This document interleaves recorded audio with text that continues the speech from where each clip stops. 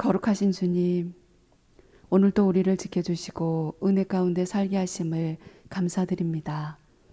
이 시간 코로나19 확산으로 주님을 사랑하는 우리 사랑의 빛 공동체 구성원들이 다 함께 모여 예배드리지 못하고 온라인 예배로 드립니다. 공동체 구성원들이 함께 예배드리지 못하는 안타까움이 있지만 각 가정에서 예배드리는 모든 성도들과 같은 마음으로 예배드리게 하옵소서. 주님, 올 여름은 유난히도 긴 장마와 폭염으로 힘들었는데 어느덧 아침 저녁으로 선선한 바람이 부는 것을 보니 가을이 성큼 다가옴을 느낍니다. 저희들 우주 만물의 거룩한 질서와 생명의 신비를 바라보며 주님의 사랑을 만나고 듣고 느끼며 저희들 삶의 자리에서 성장이 있고 변화가 있게 해주신 주님의 은총에 감사드립니다. 그러나 때론 저희들 삶의 여정 가운데 주님을 아프게 하는 일들이 많았음을 고백합니다. 주님, 저희를 불쌍히 여겨 주옵소서. 주님의 긍휼하심을 새롭게 피어난 만물처럼 이 시대와 교회 그리고 우리 자신이 새롭게 되도록 주님의 은총을 더하여 주옵소서. 자비하신 주님, 코로나19 확산으로 생명의 위협과 불안에 휩싸인 이 나라와 이 민족, 세계를 위해 기도합니다.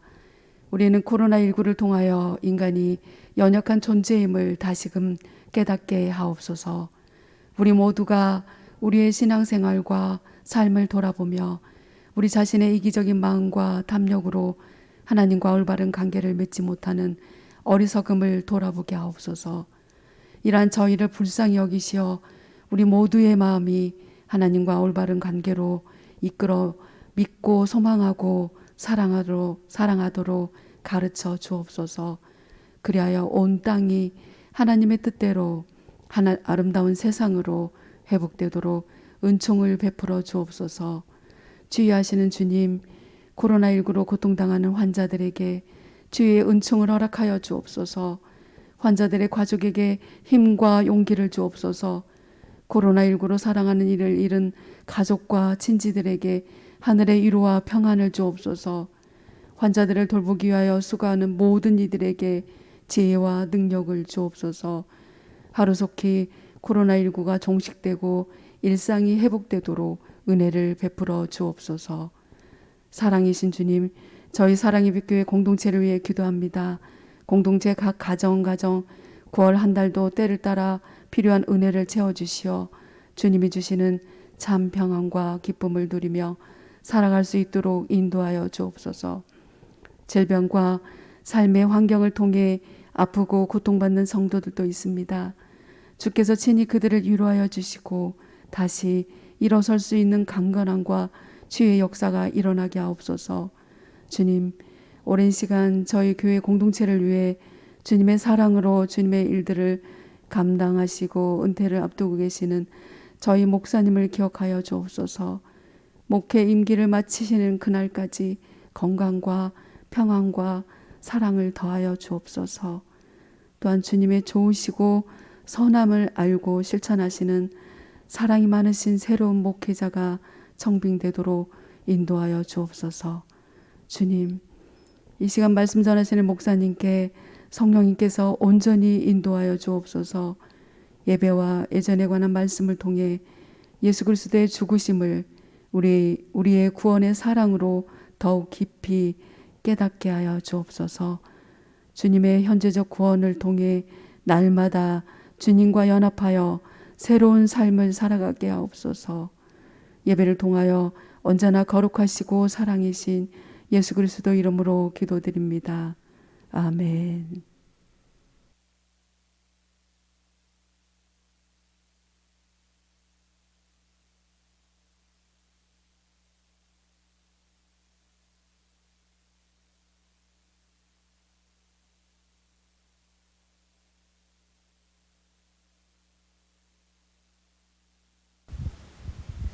예. 오늘 봉독할 하나님 말씀은 고린도전서 11장 23절에서 26절 말씀입니다.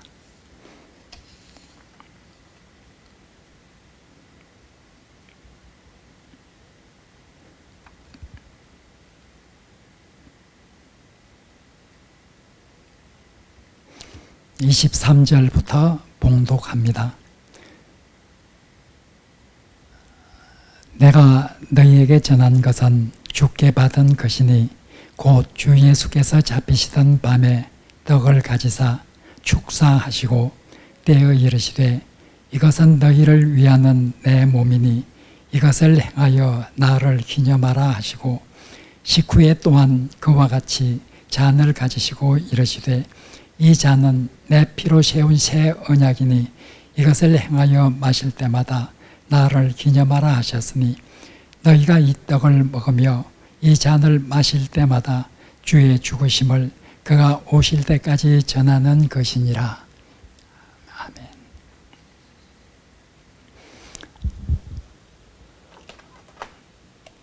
우리는 지금 예배와 예전에 대해서 같이 살펴보고 있습니다.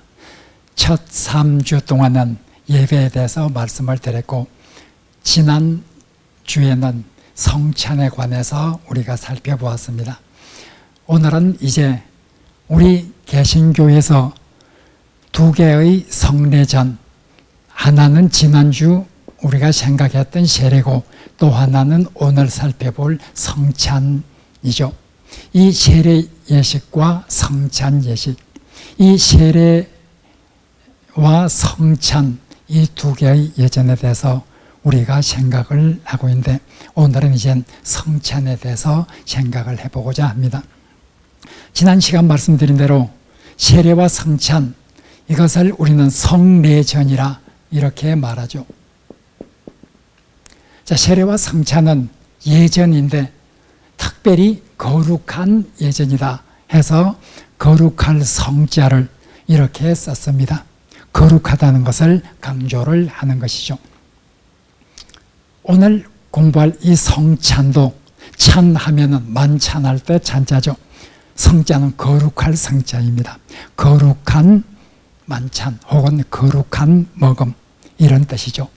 거룩하다.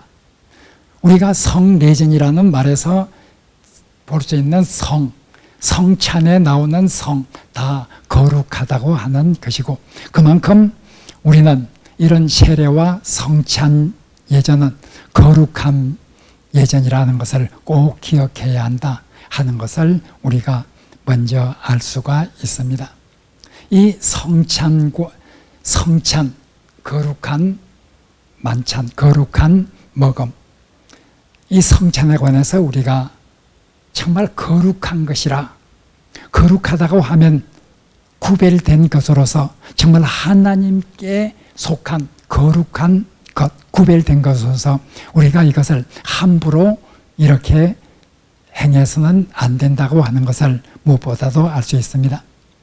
오늘 우리가 읽은 고린도전서 11장 23절에서 26절 이 고린도전서 11장에 나오는 이 성찬에 관한 교훈이 성경에 나오는 성찬에 나온 교훈 중에서 가장 먼저 기록된 것이죠. 물론 이 성찬에 관한 기록은 마태복음과 마가복음, 누가복음, 공간복음서에도 다 기록이 되어 있습니다. 그러나 공간복음서가 기록된 것보다 바울 서신이 기록된 것이 훨씬 더 빨리 기록되어 있습니다. 즉 신약성경에 기록된 성찬에 관한 본문 중에서 가장 이런 시기에 기록된 본문이 바로 고린도전서 11장에 나오는 오늘 본문이죠. 오늘 이 고린도전서 11장에 나오는 이 본문을 보면은 바울이 이 성찬이 고린도 교회에서 제대로 지켜지지 않는 거룩한 예신인데도 불구하고 거룩하게 지켜지지 않는 이런 당시의 상황을 보고 굉장히 안타까워하면서 기록된 것이 고린도전서 11장에 나오는 말입니다. 고린도전서 11장 오늘 23절부터 읽었습니다마는 20절부터 22절에 보면 바로 오늘 읽은 본문 바로 앞에 보면 왜 바울이 이렇게 성찬의 거룩함에 대해서 다시 한번 고린도 교회 교인들에게 강조할 필요가 있었는가? 그 이유가 잘 기록되어 있습니다. 그것은 오늘 20절에서 22절 읽은 본문 바로 앞에 나온 그 본문에 보면 너희들이 이 성찬을 거룩한 예식으로 그렇게 지키고 있지 못하다. 왜냐하면 너희들이 이 성찬 예식을 하기 전에 사람들이 각기 자기 집에서 가지고 온 음식을 마음대로 먹고 있다. 자기 집에서 준비를 해온 음식을 부자는 많이 준비해서 정말 배가 부르도록, 그리고 포도주도 정말 배가 부르도록 이렇게 실컷 마시고 먹었다. 너희들은, 부자는 먹고 마시는 자기 음식을 가지고 교회에서 마음껏 먹었다. 가난한 자는 마음껏 먹지도 못하고 허기진 가운데 와서 성찬을 이렇게 하게 된다. 옛날 초대교회에서는 아마 교인들이 예배를 드릴 때마다 성찬 예식을 했던 것처럼 보입니다. 이렇게 성찬 예식을 하는 데 있어서 부자는 미리 와서 자기의 음식을 푸짐하게 먹고 마셨다. 가난한 사람은 겨우 시간 맞춰서 와서 먹지도 못하고 허기진 가운데서 성찬에 임하고 있다. 이런 상황에서 드리는 성찬이 정말 거룩한 예식이 되겠느냐? 부자는 실컷 먹고 배가 불러요. 포도주도 마음껏 마셔서 어떤 사람은 취해 있어요. 그런 상황에서 어떻게 이 거룩한 예식을 행할 수 있느냐? 가난한 사람은 정말 그렇게 허기진 가운데서 이렇게 성찬 예식을 하면서 부자의 모습을 보면서 정말 자존감이 상하고, 이런 어떤 상황 속에서 행하고 있는 성찬은 결코 바람직하지 않다. 너희들이 행하고 있는 주의 만찬을 그렇게 행해서는 안 된다. 이렇게 하면서 23절에서 내가 너희들에게 전한 이 성찬은 주께 받은 것이다. 얼마나 거룩한 것인지 하고 바울은 지금 성찬에 대해서 설명을 하고 있죠. 성찬이 거룩하게 지켜지지 못하고 있는 이런 고린도 교회의 현실을 바라보면서 바울이 안타까운 심정으로 그들에게 보내는 이런 편지의 내용입니다. 바로 거룩한 예식이다. 우리 총회의 헌법에 보면 1편이 교리고 2편이 정치고 3편이 권징이고 4편은 예배와 예식에 관해서 기록되어 있습니다. 우리 총회 헌법 제4편 예배와 예식에 관한 구절에 보면 성례에 관해서 누가 성례를 침례할 수 있느냐 이렇게 규정을 하고 있습니다. 이 성례전은 거룩한 예식이기 때문에 결코 평신도가 침례할 수 없는 것이다. 세례와 성찬은 반드시 부름받은 목사에 의해서 침례되어야 한다. 우리 총회헌법은 분명히 이것을 우리 헌법 자체에 기록을 하고 있습니다. 이것은 거룩한 예식이기 때문에 평신도에 의해서 침례될 수는 없는 것이다. 반드시 부름을 받은 목사에 의해서 침례가 되어야 한다. 목사가 침례해야 된다고 하는 이 말은 목사의 권위를 높이기 위해서 그렇게 한 것은 결코 아닙니다. 잘못하다가는 아무나 이 거룩한 예식을 침례하다가는 이 거룩한 예식의 본래의 뜻이 살지 못하고 거룩한 예식으로 지켜지지 못하게 될 때 그것이 얼마나 하나님 앞에 큰 죄가 되는지, 그렇기 때문에 정말 이 성찬 예식은 교육을 받고 부름을 받고 안수를 받은 목사에 의해서 세례와 성찬은 반드시 침례가 되어야 된다. 결코 목사의 권위를 높이려고 하는 목적에서가 아니라 이것이 잘못 시행되면, 이것이 평신도들에 의해서 모든 사람에 의해서 이것이 잘못 시행되면 그것이 어떻게 되겠느냐, 이런 의미에서 바로 부름을 받은 목사에 의해서만 침례되어야 한다. 우리 헌법은 그렇게 분명히 말하고 있습니다. 물론 우리는 세례를 행할 때 성경에도 보면 우리가 집사에 의해서도 세례가 행해진 것을 볼 수가 있습니다. 우리가 바로 이 사도행전 8장에 보면 빌립이라는 사람, 빌립이라는 집사, 이분이 예루살렘 교회의 집사였는데 이분이 이제 바로 에티오피아의 내시에게 세례를 주는 이런 장면도 나오고 있습니다. 물론 그때의 집사하고 오늘날의 집사와는 사실 상당히 차이점이 있는 것은 사실입니다. 어쨌든 어떤 사람들은 그렇게 집사도 세례를 주지 않았느냐, 성경에 나오지 않았느냐, 이런 말로 반문을 할지 모릅니다. 그러나 그 당시의 상황에서 그 집사라고 하는 그 직분은 사실 오늘날 우리가 평신도에 속하는 이런 직분하고는 확실히 다른 이런 직분이었습니다. 그리고 이 성례전이 함부로 누구나 침례할 수 있다고 생각을 하면 그것이 어떻게 되겠습니까? 제가 전주에 1983년에 왔습니다. 그리고 이젠 한 교회에서 대학부를 맡아달라고 하는 이런 요청을 받고 대학부를 맡았습니다. 그래서 제가 깜짝 놀랐습니다. 대학부 예배에 토요 예배에 참여를 했는데 그들이 애찬을 하겠다 하면서 애찬식을 하겠다는 겁니다. 그래 어떻게 하나 하는 것을 두고 봤더니 떡을 놓고 포도주를 놓고 그 임원 중에 한 사람이 집례를 합니다. 떡을 놓고 이것은 나의 몸이다. 너희를 위한 나의 몸이다. 포도주를 놓고는 포도주를 나눌 때는 이것은 너희를 위한 내 피다. 성찬과 똑같습니다. 성찬과 조금도 다른 점이 없습니다.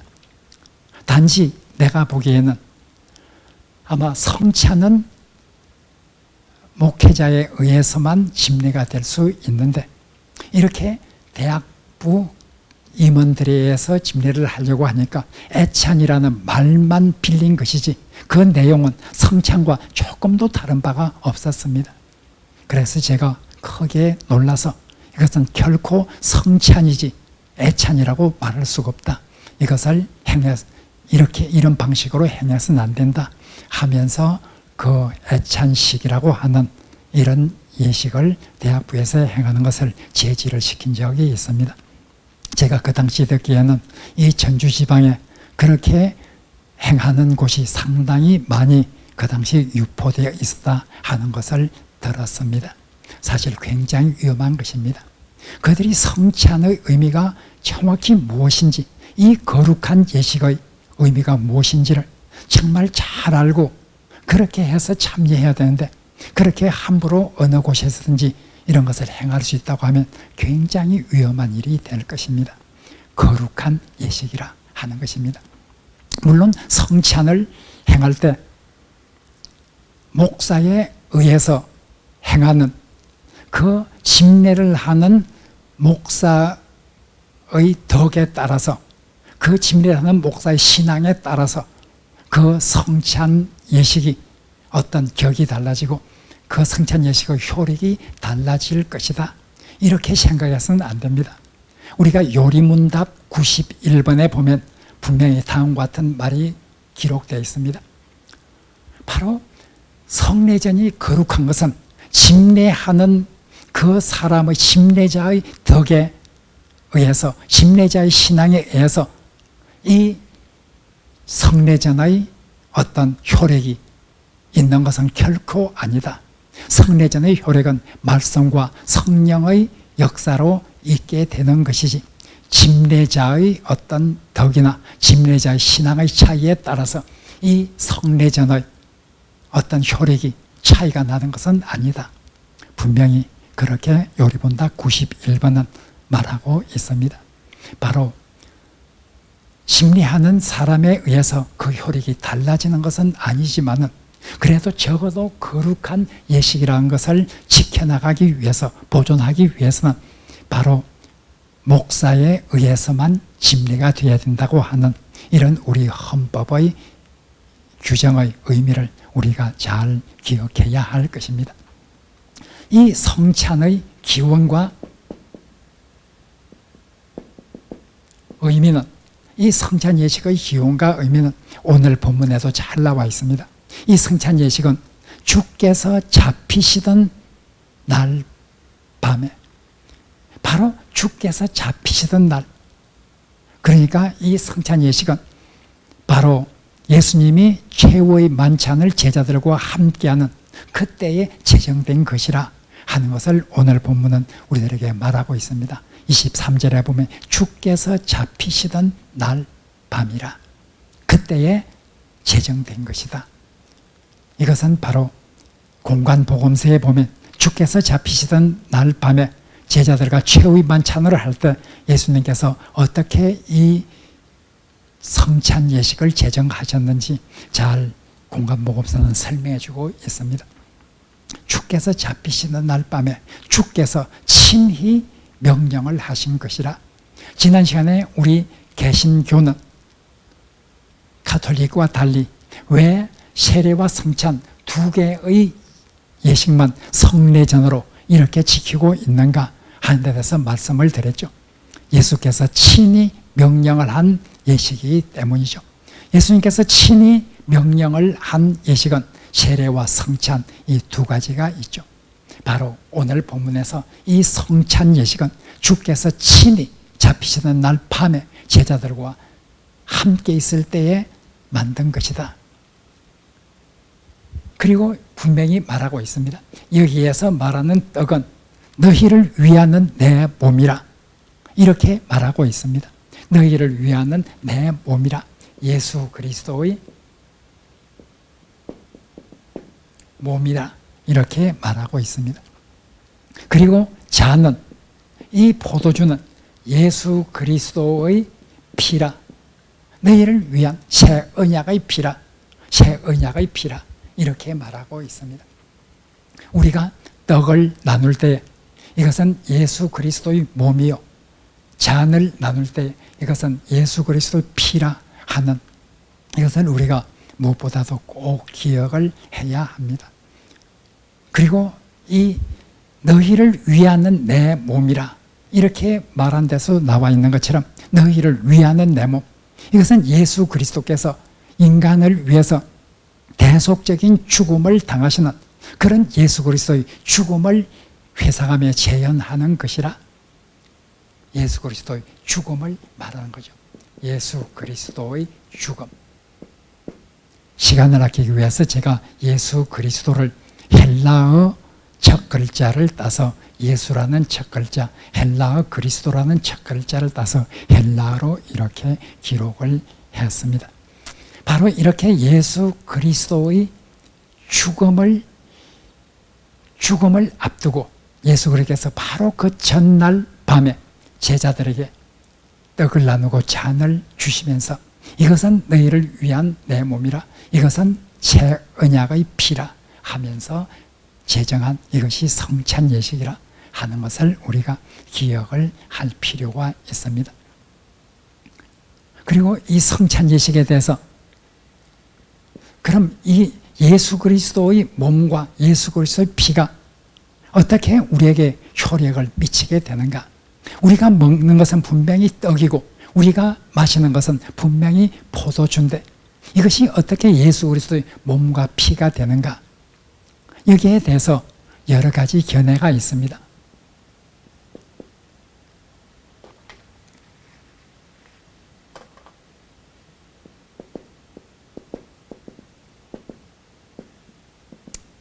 자, 성찬에 대한 견해를 보면 우선 가톨릭 교회에서는 전통적으로 화채설을 주장을 하였습니다. 화채설이라고 하는 말은 문자 그대로 예수 그리스도의 몸으로 변화하는 이런 견해죠. 우리가 떡을 놓고 잔을 놓고 사제가 기도를 합니다. 사제가 이제 성찬 예식을 하기 위해서 기도를 할 때에 그 떡은 더 이상 일반적인 떡이 아닙니다. 그 떡은 예수 그리스도의 몸으로 변했습니다. 사제가 이렇게 성찬을 하기 위해서 잔을 놓고 기도할 때 그 잔은 이제 더 이상 포도주가 아닙니다. 그것은 바로 이제 예수 그리스도의 피입니다. 그 떡과 잔이 예수 그리스도의 몸과 피로 실제로 변한 것이라 이렇게 생각한 것이 화채설입니다. 그러나 우리 개신교회에서는 개혁교회의 전통에 따라서 화채설을 이렇게 주장하지는 않습니다. 우리 개혁교회에서는 몇 가지 견해로 나누어지게 됩니다. 종교개혁자들 중에 유명한 사람들이 바로 칼빈이나 루터, 제빙글리 이런 사람들이죠. 종교개혁자들이 이 우리가 먹고 마시는 이 떡과 잔이 어떻게 예수 그리스도의 몸과 피로서 역사하게 되는가, 여기에 대해서 개혁자들은 약간의 다른 견해를 가지고 있습니다. 우선 이 마틴 루터는 공제설을 주장합니다.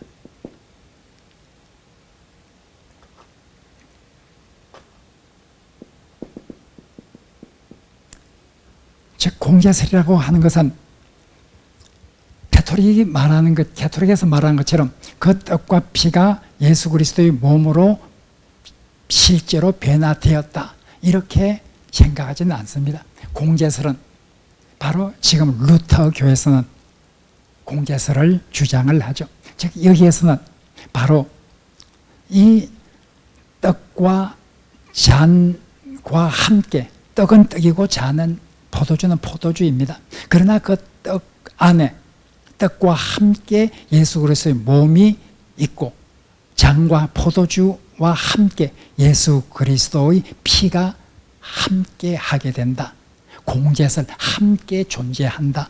이것이 바로 루터교에서 지금 말하고 있는 공제설입니다. 종교개혁자들 중에 제빙글리라고 하는 사람이 있었습니다. 제빙글리는 기념설을 말했습니다. 그것은 떡과 잔은 여전히 하나의 떡이요 포도주에 지나지 않는다. 그런데 이 떡을 놓고 이 포도주를 놓고 과거에 있었던 예수 그리스도의 살과 피가 찢겨 나갔던 그런 어떤 과거를 기억하면서 그때를 회상하고 그때를 기념하는, 이것이 바로 성찬 예식이라 이렇게 말했습니다.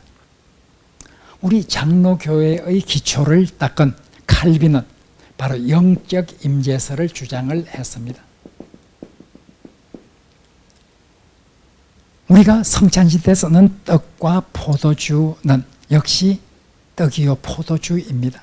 그러나 말씀과 성령으로 인해서, 말씀의 역사와 성령의 역사로 인해서 바로 그 성찬 예식 자리에 예수 그리스도께서 영적으로 친히 임재하는 이런 가운데서 행해지는 것이 성찬 예식이다. 성찬 예식 시에는 바로 예수 그리스도께서 자기의 몸과 자기의 피를 나누는 이런 어떤 회중 가운데, 그 공동체 안에, 그 예식 가운데서 예수 그리스도께서 친히 임재를 하셔서 함께 하신다.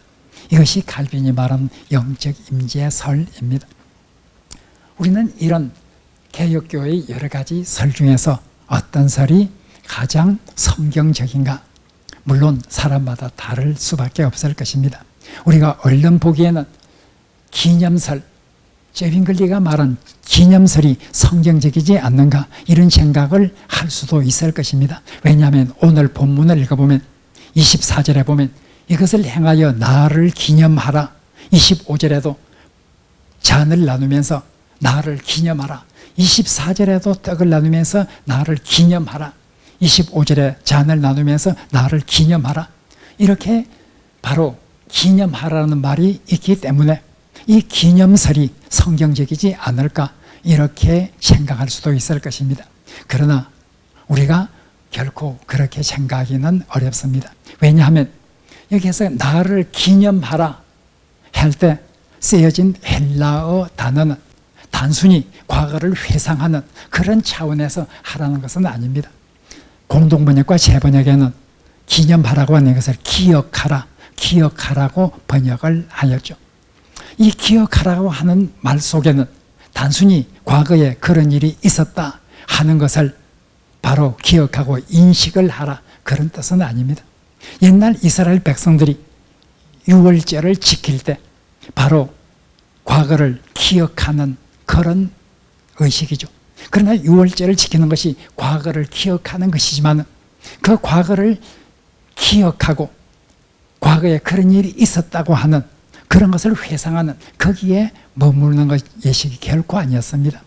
유월절이 되면 그들은 유월절 의식을 통해서 과거로 되돌아갑니다. 과거로 되돌아가서 과거에 하나님께서 역사하셨던 그 역사를 다시 한번 그의 신앙 속에서 재현을 하게 됩니다. 다시 한번 그것을 경험하는 이런 일을 하게 됩니다. 초막절이 되면 초막을 지어놓고 그들이 여러 가지 의식을 행하는 것도 단순히 과거를 기억하는 그런 것이 아니라 과거를 기억하면서 과거 속으로 들어가서 그때로 들어가서 그때 일을 재현하면서 바로 그때 있었던 그 은혜를 다시 한번 체험하고자 하는, 이것이 바로 유대인들이 지켰던 이런 절기의 의미죠. 예수께서 말씀하시는 기억하라고 하는 이런 의미도 단순히 과거를 생각하고 과거에 그런 일이 있었다고 하는 것을 인식하는 것이 결코 아닙니다. 바로 과거에 예수 그리스도께서 제자들과 함께 행했던 그 현장 속으로 들어가서 그때에 내가 한 제자가 되어서, 그때 있었던 한 제자가 되어서 그 성찬 예식 앞에서 과거에 있었던 그때를 재현하면서 예수 그리스도께서 자기의 피와 자기의 몸을 내어주는 이런 어떤 의식의 재현을 통해서 다시 한번 깊은 신앙을 체험하게 되는, 이것이 바로 성찬 예식이죠. 따라서 나를 기념하라고 하는 이 말 때문에 기념설이 옳다 이렇게 생각하는 것은 상당히 위험할 수도 있습니다. 우리가 과거를 기억하는 가운데서 과거 속으로 가서 그 당시의 그 의식을 재현하면서 내 자신이 바로 예수님이 주시는 그 몸과 살 앞에서 내 자신이 다시 한번 신앙을 깊이 재현하고 신앙을 깊이 다시 한번 생각하는 그런 것이 바로 성찬 예식이 되어야 되겠죠.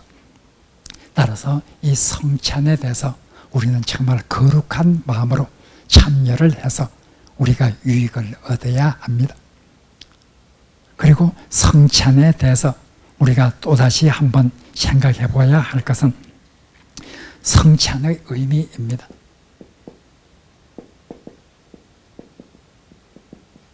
성찬에 대해서 성찬 예식을 행할 때 우리는 어떤 생각을 해야 되는가? 우리 헌법에 보면 5가지가 나와 있습니다.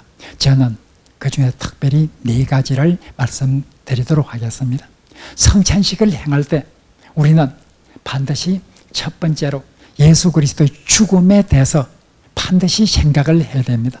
예수 그리스도의 죽음. 오늘 본문에서 보면 26절에 보면 예수 그리스도의 죽으심을 그의 오실 때까지 전하는 것이니라. 예수 그리스도의 죽으심을 그가 오실 때까지 전하는 것이라. 바로 성찬은 가장 중요한 것은 예수 그리스도의 죽음을 기억하고 예수 그리스도의 죽음의 의미를 깊이 있게 생각하고 이 죽음의 의미가 나에게 어떤 의미가 있는가? 이 죽음이 나에게 어떤 의미가 있는가? 내가 예수 그리스도의 죽음의 의미, 그것을 생각하고 예수 그리스도의 고난에 나도 참여할 수 있겠다고 하는 이런 결단을 하는 것이 성찬을 행할 때 아주 중요합니다. 두 번째로는 감사. 성찬을 행할 때 정말 감사하는 마음이 있어야 되죠. 성찬을 헬라어로 유카리스토 이렇게 말하기도 합니다. 유카리스토, 감사하다는 말이죠. 예수께서 성찬을 행하실 때 축사하셨다, 감사하셨다 말한 것처럼 바로 이 성찬 한편의 의미에서 감사의 예식이라. 예수 그리스도께서 우리를 위해서 무엇을 하셨던가, 하나님께서 우리를 위해서 무엇을 하셨던가 기억하면서 감사하는 이런 의식이기도 합니다. 세 번째로는 그리스도와 예수 그리스도와의 연합. 바로 예수 그리스도와의 연합. 예수 그리스도의 몸이 내 속에 들어가고 예수 그리스도의 피가 내 몸에 들어가는 이런 의식을 통해서 예수 그리스도와 나는 하나가 되었다 하는 이런 의미가 있다는 것을 우리가 꼭 기억을 해야 합니다. 지난 시간에 우리가 세례에 대해서 말할 때도 예수 그리스도와의 연합이라는 의미가 굉장히 강하다고 말한 것처럼 성찬이라는 의식에서도 예수 그리스도와의 연합이라는 의미가 굉장히 강하게 됩니다. 우리가 성찬을 영어로 Holy Communion 이렇게 쓰기도 합니다. 성찬에 관한 여러 가지 영어 단어들인데 그 중에 하나가 Holy Communion입니다. 거룩한 교제 이런 뜻이죠. 거룩한 연합, 거룩한 교제. 바로 예수 그리스도와 하나가 되는 이런 의미가 성찬에 굉장히 강하게 있습니다. 그리고 하나를 더 말씀드린다면 공동체의 하나됨.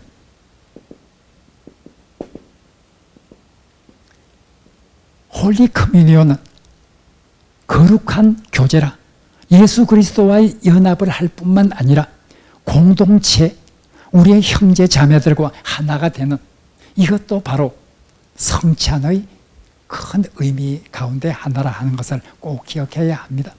바울은 고린도전서 10장 17절에서 다음과 같이 말합니다. 떡이 하나라. 우리가 다 한 떡에 참여하여 한 몸이 되었다. 우리가 한 떡에 참여하여 한 몸이 되었다. 한 떡에 참여했다는 것은 바로 성찬에 참여했다는 것을 말합니다. 우리가 성찬 예식을 통해서 한 떡에 참여를 했다. 바로 예수 그리스도의 몸에 우리가 참여를 함으로 인해서 우리가 예수 그리스도의 몸과 피를 다 받아서 예수 그리스도와 연합을 한 우리는 이제 예수 그리스도 안에서 하나가 된 이런 공동체라 고린도전서 10장 17절에서 강조를 합니다. 우리가 성찬을 행할 때 이런 성찬의 의미를 깊이 있게 생각을 해보아야 합니다. 이제 결론적으로 말씀을 드리겠습니다.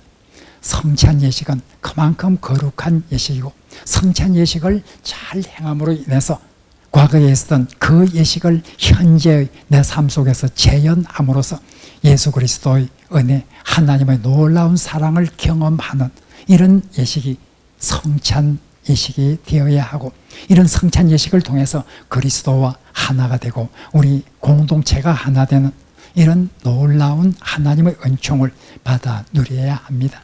우리 사랑의 빛교회가 이런 성찬 예식을 잘 행하고 성찬 예식을 거룩한 예식으로 행함으로써 우리의 신앙에 유익이 되고 하나님께 영광을 돌리는 이런 하나님의 교회가 되기를 간절히 바랍니다. 이제 말씀을 생각하면서 한 2분 동안 묵상으로 기도하도록 하겠습니다.